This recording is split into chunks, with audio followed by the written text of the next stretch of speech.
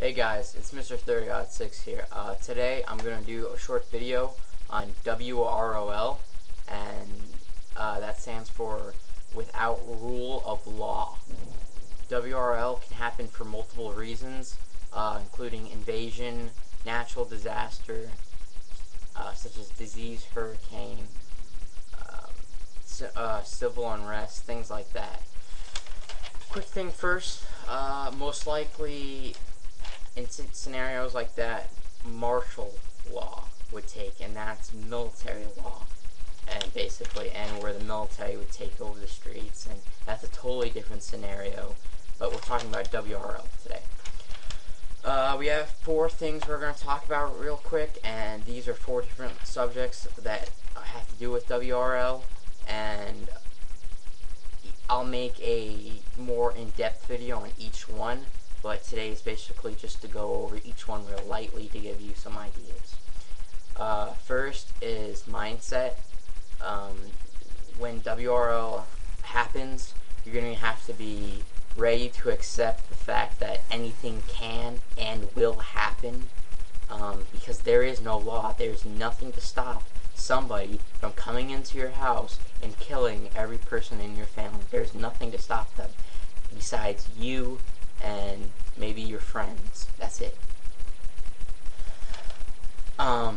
You have to, don't think that WRL will be glorious in battle and you'll survive and it'll be fun. If it happens, it'll be horrible.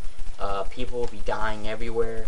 It's likely that you won't even be alive, because if something so horrible happens that it breaks down the system of law to the point where there's not even martial law, which happens in the most extreme cases a lot of times, then if something of that magnitude happens, it's very likely that you and I will be dead. If you are alive, you'll be one of the few. Now, I'm not saying that there will be mass death to cause or to follow WRL, but that's it's very likely. So it won't be glorious. You'll have to deal with horrible things, family members dying, maybe friends dying, seeing innocent people that you don't even know dying for no reason, gangs, and you just have to be one of those people that says to yourself, I am willing to do whatever it takes to keep me and my family alive. Preferably, in my case, my family. I always put my family first. So your family, and then you first. Depending on who you are in your family, what role you take. If you're a sheepdog or not. I don't want to use sheepdog because you might not know what that means, but basically the leader in your family that is the protector. You have to be ready. Next, food and water. You should have food and water, but not too much, because people will notice that you do have food and water and they will flock to you.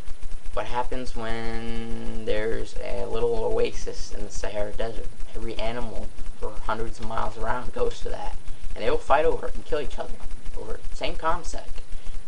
You have food, people notice it, they're gonna try to get it from you, and you might have to kill people to protect it.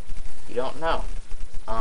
But that's not to deter you from having those things. You really should have food and water, but you should have a realistic amount.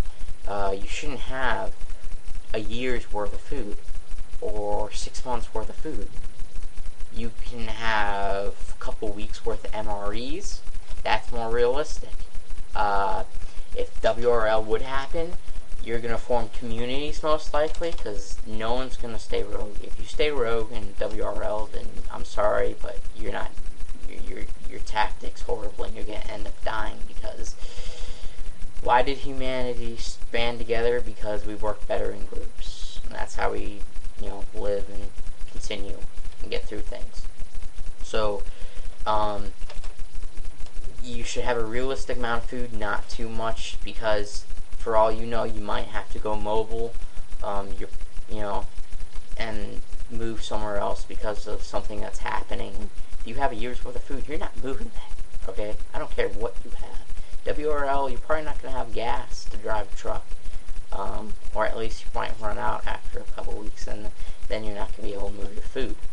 So a couple weeks worth is more realistic. MREs are the best choice in my opinion. Mind you, this is all my opinion of that I've developed from the research I've done, and you can do your own research and figure out what you think. But canned food it's heavy because it has a lot of water. It's great.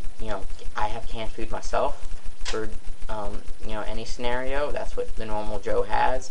But the most mobile thing, just like the military uses, is in the MREs, and they have basically little kits of survival. They have everything you need in them. You have a can of potatoes. That's a can of potatoes. What are you gonna do with it? You're gonna need it, but that's about all it has. MREs have heating source, gum, things to boost morale. Your main course, they have over 2,000 calories usually. So an MRE can make you go the whole day. Next is gear and supply. You're gonna need things such as generators, gas supply, knives, tools to survive with, simple things like that. Alright, maybe gear for your weapon system, whatever that may be. Just basically, you're gonna need supplies. That what I like to do is look at your house and think of things. What if they broke?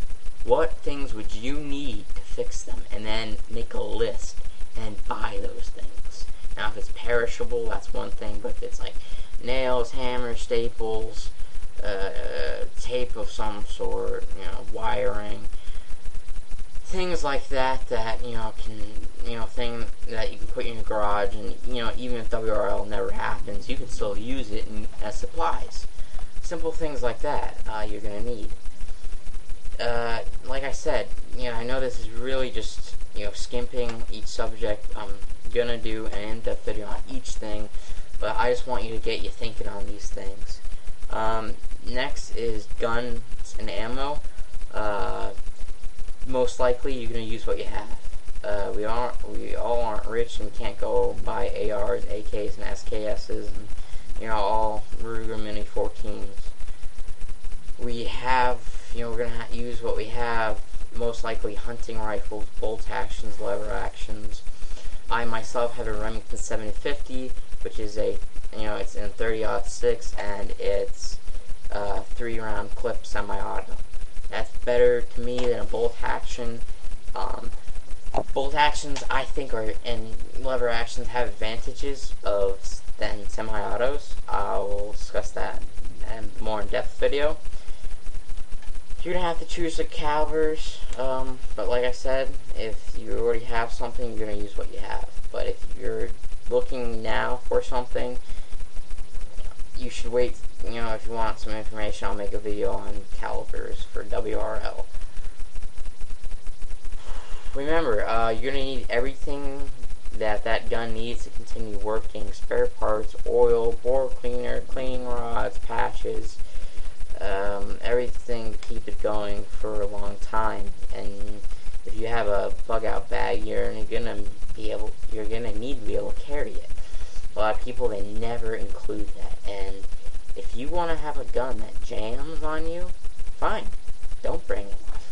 But if you want to have a reliable bug out bag, pack some, collapsible cleaning rod, some patches, rem oil, a little bit of bore cleaner, some punches, to take out the pins in your gun, just so you can actually break down your gun, get the crud out, give it a little bit of oil. And now, obviously you're not going to be able, I don't want to get too deep, but you're not going to be able to, take care of it like you do in the real world or regular world, because it's WRL and it's going to suck. But you just want to be able to keep it going. Ammo wise, lots of ammo. You're going to need it, so buy a lot of it, whatever caliber you have, stockpile it. It's easy to hide, things like that. So yeah, like I said, I'll make more in-depth videos about each subject. Hope you enjoyed. Mr. 30 out 6 signing off.